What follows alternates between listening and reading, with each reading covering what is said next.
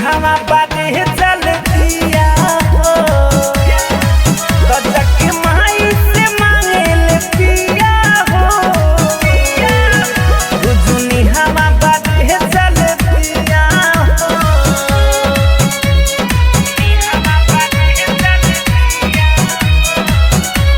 presented by Fast Music.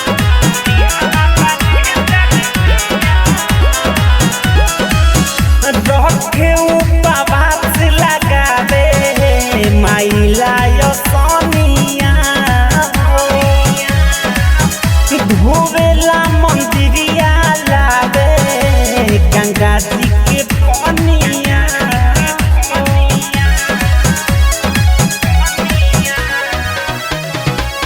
रखे उपवास लगावे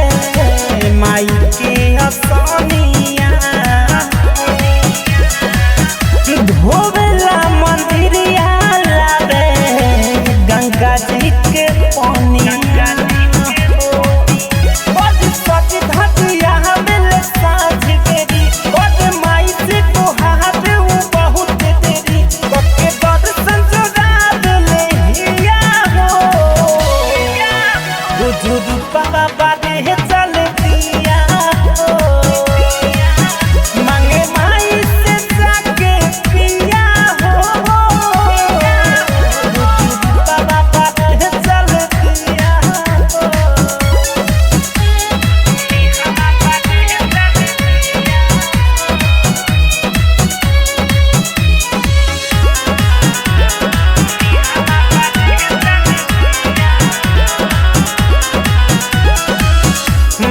हमें सुभाष संगे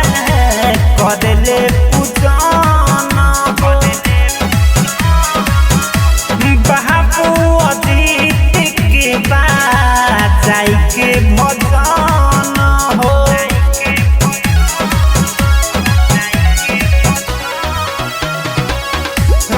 हमें सुभाष संगे करले पूजन हो बाबू अजीत के बजाई भजन देवी माई के कृपा जब पाई हो पक पिया के खूबे गजाई हो जब विकास विनोद पूछ लिया हो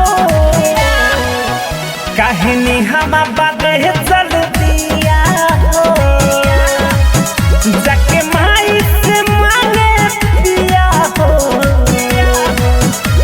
जुनी हवा बाटे चल दिया हो। माँ लक्ष्मी रिकॉर्डिंग स्टूडियो डुमरसन।